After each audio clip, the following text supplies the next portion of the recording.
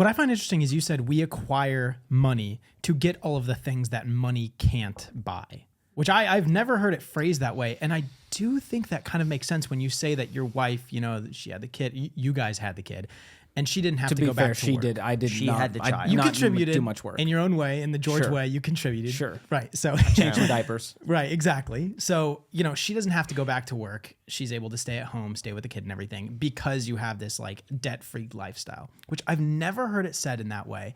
And that is a very compelling way. It's like, what are we working so hard to get all of this money for? Life is short. Life ends, and once you have enough, granted, whatever that enough amount is, then sure, maybe you can accelerate the amount of time that it takes to get to the point where you're getting the stuff money can't buy. When you look at really successful, wealthy people, they'll tell you like time freedom is everything. And now money can buy conveniences like the personal chef or the personal trainer or whatever those things are that allow you to have the life you want. And I've rarely seen debt allow people to have that life any more freely.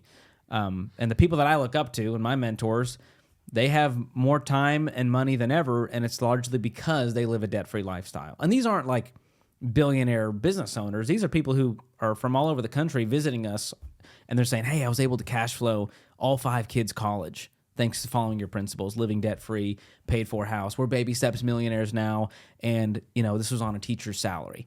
That inspires me because it's not about the Grant Cardone. If you don't make $400,000, you suck. You know what I mean? Like some people just want to be teachers. Like we need teachers in America, and they may never make 6 figures, and I still want them to build wealth. And so a part of it is just it's comforting to me that anyone can build wealth regardless of their income. Obviously, more income helps, but if you just follow these principles, you will get there. And you will have the things on the other side, like we talked about. And so that's why I talk about money so we can stop talking about money. Because too many of us are talking about it in a negative way. We're stressed out. What's going to happen? What could be? What could I have done with this money? And I want people to have JOMO instead of FOMO, the joy of missing out. Of saying, I can just run my race, take care of my family, take care of my business, go on the vacation I want to take, and not have to worry about any of this stuff.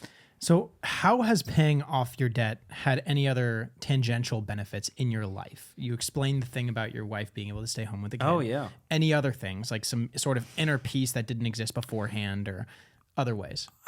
It's hard to say because I'm not, the amount of time that I'm saving, I know it sounds weird, by not playing the game of the system, by not worrying about the credit score and the auto loan. Like we just paid cash to get my wife an SUV, and I didn't have to haggle over financing. I just went, here's the price, there you go. And the finance office is calling me being like, I don't understand why you're paying cash. You should be leasing. That's what I do with all my vehicles. I lease all my vehicles. I'm like, lady, you don't understand. Like you got the wrong guy. Listen, lady. I didn't have the emotional energy to even fight this lady in the finance office. I was like, lady, I'm writing a check. I'm going to be done with it. And to me, like the time saving and the mental energy and brain calories I'm not burning over playing the game of a toxic money culture is so worth it. And so it just feels nice. I'm never worrying about, there's no bills coming to our house. Like the utility bills get paid and that's it. What's your overhead every month? Utilities and insurance and property taxes.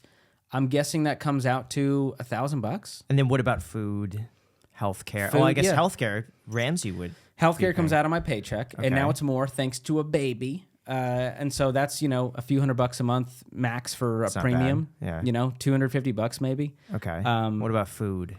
Food, we are, now that we don't have any payments, we do eat out more, or we'll get more, frozen meals and less cooking at home, less toiling over the rice and beans. And so we have a food budget of probably, on average, $700, $800. And, we'll go out to eat, have some nice date nights and some good meals at home, but we don't really we don't have to worry about grocery shopping. It's So like we'll get what we need and It we'll sounds be fine. to me with like car insurance and gas and other maintenance, $3,000, maybe $3,500 a month. Yeah, our hard expenses, you're looking at $3,000 a month to cover everything we need.